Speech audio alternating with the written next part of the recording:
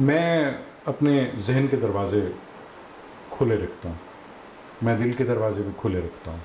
Mic کو شمع سمجھیں، بولیں تو اس کی لو نہ ہلنے پائے.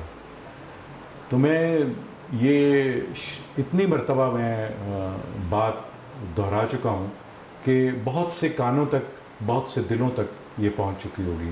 کوئی بھی لفظ یا کوئی بھی اظہار سن کے میں ضرور، وہ کہیں بھی سنوں، میں اس کو ضرور چیک کرتا ہوں کہ آیا یہ درست ہے یا نہیں ہے. اچھا، میں نے یہ پوچھا تھا کہ ریڈیو میں جیسے آپ تو وہ اپنے بلبوتے پہ آئے ہر ڈبیٹر تھے، آپ کا زبان و بیان بہتر تھا، تو یعنی پھر ریڈیو میں کن لوگوں سے آپ کو اچھا لگا ان کے ساتھ کام کر کے، یا جن سے آپ نے کچھ سیکھا؟ میں اپنے ذہن کے دروازے کھلے رکھتا ہوں، میں دل کے دروازے بھی کھلے رکھتا ہوں. میں انسانوں کو ایک سے زیادہ مواقع دیتا ہوں. ایسا نہیں ہوتا کہ میں ایک ہی بار میں روٹھ جاؤں. اور تو جہاں جہاں مجھے سیکھنے کا موقع ملتا تھا، مثلاً جب میں اخبار کے دفتر جانے لگا ہوں تو اس سے پہلے میرے پاس، مطلب میں فارغ تھا. فارغ کا مطلب یہ کہ میری کوئی عائلی ذمہ داری نہیں تھی، شادی نہیں ہوئی تھی اس وقت، تو وہ جسے کہتے ہیں اوڑھنا بچھونا، وہی تھا میرا، اخبار تھا یا ریڈیو تھا. تو میں پہلے Quaid Azam library, American centre یا برٹش لائبریری، برٹش کاؤنسل، تو ان کی لائبریریز میں جا کے پہلے وہاں وقت صرف کرتا تھا. تو وہ جرنلزم سے متعلق پڑھ لیتا تھا. پھر اگر مجھے ریڈیو پروگرام کرنا ہے تو اس کے اسکرپٹ کی تیاری، جو مجھے وہاں مواد میسر ہے تو وہ میں وہاں سے حاصل کر لیتا تھا. تو ریڈیو میں ارشاد حسین صاحب کے ساتھ جنہوں نے آڈیشن لیا تھا، پروگرام تو ان کے ساتھ میں نے کافی بعد میں شروع کیے تھے، لیکن آڈیشن انہوں نے لیا تھا. ان کا یہ تھا کہ اسپوکن لینگویج وہ ان سے میں نے سیکھی. اور انہوں نے کن سے سیکھی؟ وہ انہوں نے مشتاق صدیقی صاحب سے سیکھی. وہ مشتاق صدیقی صاحب جو ہیں، وہ ایک چھوٹا سا پروگرام آیا کرتا تھا، وہ ہمارے ریڈیو پہ چلتا تھا، مختصر تو وہ مختصر بھی وہ پڑھتے تھے. بالکل ٹھیک. ایک تو یہ تھا. پھر اس وقت یہ ہو رہا تھا کہ اسکرپٹ لکھا جاتا تھا اور اسکرپٹ ویٹ بھی ہوتا تھا. پروڈیوسر نے کیا ہے، اس کے بعد پروگرام مینیجر نے کیا ہے، اس کے بعد آپ نے اس کی ادائی کرنی ہے اس پہ ریڈیو پہ جا کے، مائک کے سامنے جا کے. تو اس میں اتار چڑھاؤ جو ہے وہ آتا رہا ہے. یہ بھی کسی وقت دیکھا کہ ریڈیو پہ اگر کسی لفظ کو دیکھنے کی ضرورت پڑی ہے تو لائبریری بند ہے یا لغت میسر نہیں ہے، تو یہ بھی مواقع دیکھے. پھر ایسے دوست بھی ملے وہاں پہ جن میں ظاہر ہے کہ آپ کے ساتھ ایک طویل رفاقت ہے، جی جی، جس کی ابتدا شاید یادوں کے سائے پروگرام سے ہوئی.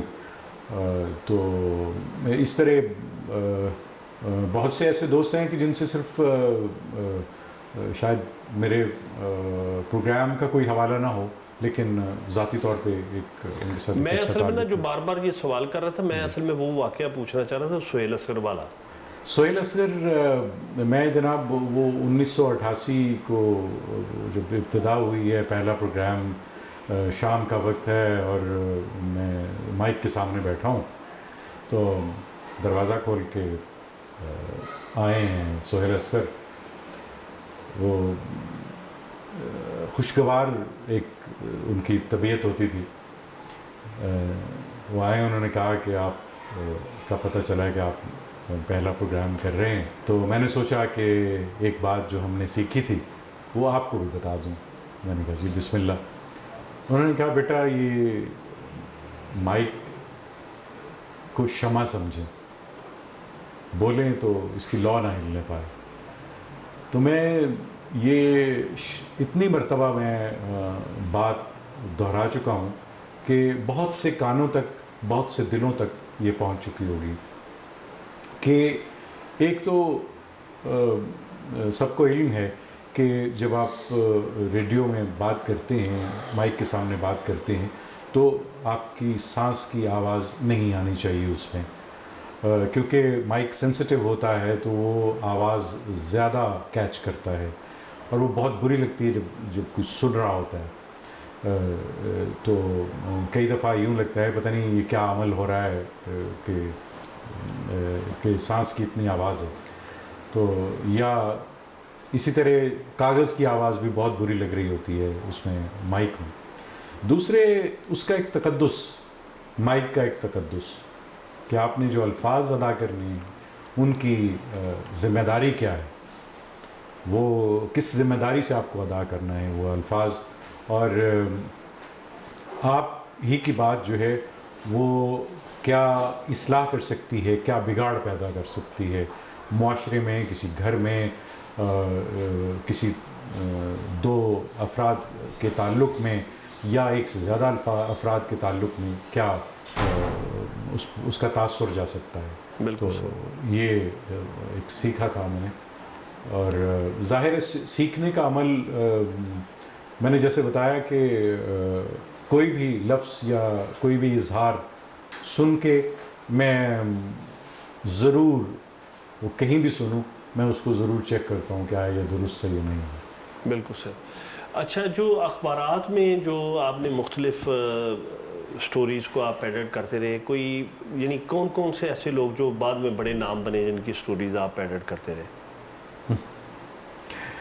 یہ سوال میرا خیال ہے آپ رہنے دیں. میں دیکھیے اب یہ معاملہ ہو چکا تقریباً 35واں برس ہے، تو اچھا نہیں لگتا کہ میں کوئی خود نمائی کی کوشش کروں یا میں کسی کا مرتبہ کم کرنے کی کوشش کروں.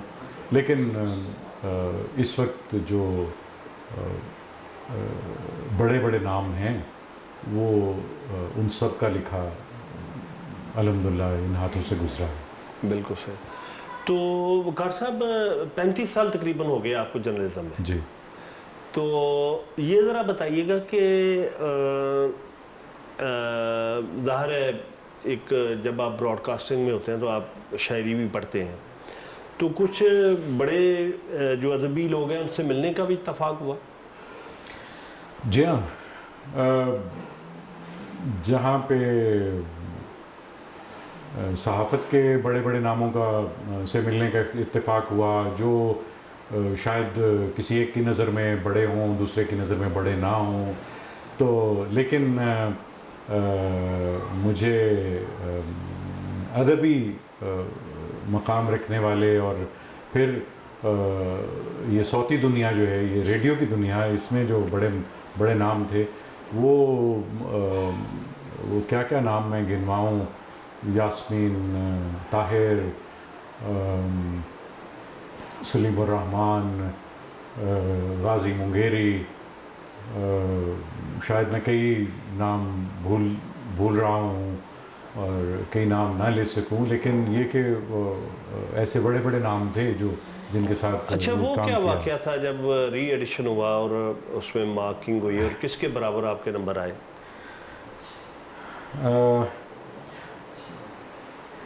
ہوا یہ کہ ایک بار پتہ نہیں کن کے ذہن میں آئی بات یہ کہ شاید آڈیشنز کسی وقت جب ہوئے ہوں گے تو شاید اچھے نہیں ہوئے ہوں گے، اور کہ وہ ان میں شاید کسی کو سفارش سے بھرتی کر لیا ہوگا یا اس کا آڈیشن پاس کر لیا ہوگا. تو اعلان ہوا کہ جی آپ سب لوگ آڈیشن دیں گے. یوں اتنے سال ہو چکے تھے کہ لگا کہ یہ توہین سی ہے کہ اب آپ دوبارہ آڈیشن دے رہے ہوں. تو لیکن پھر یہ سوچا کہ ایسا بھی نہ ہو کہ میں اس کی وجہ سے उस फहरिस्त में से निकल जाऊं कि जो लोग वहाँ बोलते हैं उनकी फहरिस्त में से निकल जाऊं।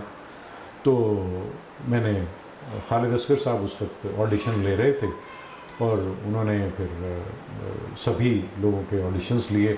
मेरे ख्याल में वो स्टेशन डायरेक्टर थे जी बिल्कुल। और फ़कीर हुसैन साहर मेरे ख्याल में डायरेक्टर प्रोग्राम से, और शायद उन्हीं का ऑर्डर था।